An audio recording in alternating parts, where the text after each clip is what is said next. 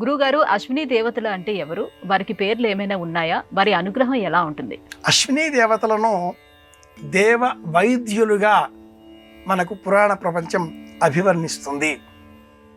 ఈ అశ్విని దేవతలు అశ్విని నక్షత్రానికి సంబంధించిన ఆధిపత్యం గల దేవతలుగా శాస్త్రం మరొక విధంగా కూడా తెలియజేస్తుంది.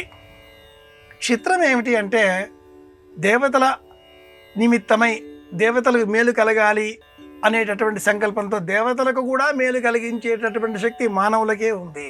ఎలా ఈ వాక్యాన్ని సమర్థించుకోవాలి?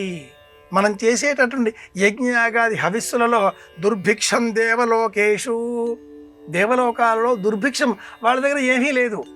మనం చేసేటటువంటి యజ్ఞయాగాదుల వల్ల వారికి హవిస్సు అందిస్తే హవిస్సు ద్వారా వారు సంతృప్తి చెంది పరమానంద భరితులై మన కోరికలు నెరవేరుస్తూ ఉంటారు. కనుక అక్కడ ఏమీ లేదు, మనం చేసే యజ్ఞయాగాదులే వారికి చెందేవి అవుతాయి.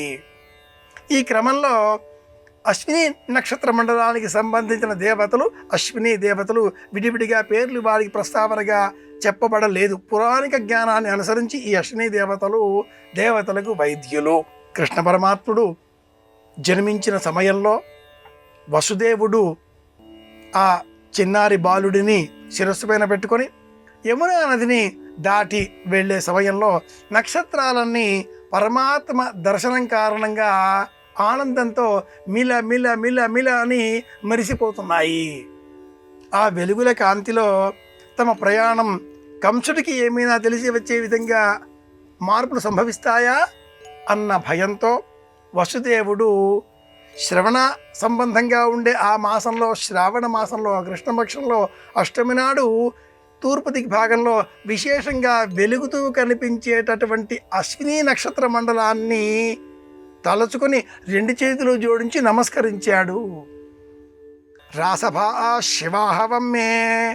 ఈ అశ్విని దేవతలకు గాడిదలు వాహనం కనుక వసుదేవుడంతటి వాడు అవసరంలో గాడిద కాళ్ళు పట్టుకున్నాడు అని మన వాళ్ళు పురాణ జ్ఞానమంతా ఒక సామెత రూపంలో తెలియజేస్తూ, ఇవి చేతులు కావనుకోండి, నా పని చేసి పెట్టండి అని చేతులు పట్టుకుంటారు.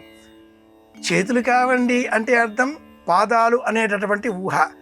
అంటే నేను పాదాలు పైన చేతుల కింద ఉంచి నడిచేటటువంటి వాడిని, పరమ అవివేకిని అంటూ ఈ వ్యక్తికి పరోక్షంగా వెక్కిరింత వ్యంగ్యం కూడా ఇందులో ఉంటుంది.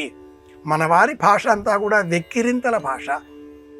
వసుదేవుడంతటి వాడు అవసరంలో గాడిద కాళ్ళు పట్టుకున్నాడు అని చెప్పడం అర్థం ఏమిటి అంటే, నేను మిమ్మల్ని పట్టుకున్నాను, మీ పాదాలు పట్టుకున్నంత పని అంటే మీరెవరు, ఇక్కడ రాసభం. ఇలాంటి అర్థాలన్నీ కూడా ఈ అశ్విని దేవతల సంబంధంగా ఉండే వృత్తాంతాలలో మనం తెలుసుకోవచ్చు. ఆశ్చర్యకరంగా దేవతల కోసం మనం చేసేటటువంటి యజ్ఞాగాది క్రతువులలో ఏ హవిస్సు కూడా అశ్విని దేవతలకు చెందదు. వారికి సంబంధించినటువంటి మంత్రాలే లేవు.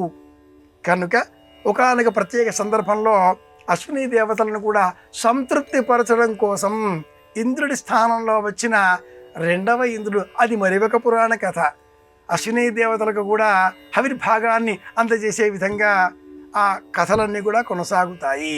అశ్విని దేవతలకు ప్రాథమికంగా దేవతలకు సంబంధించిన హవిర్భాగాన్ని స్వీకరించే యోగ్యత లేదు.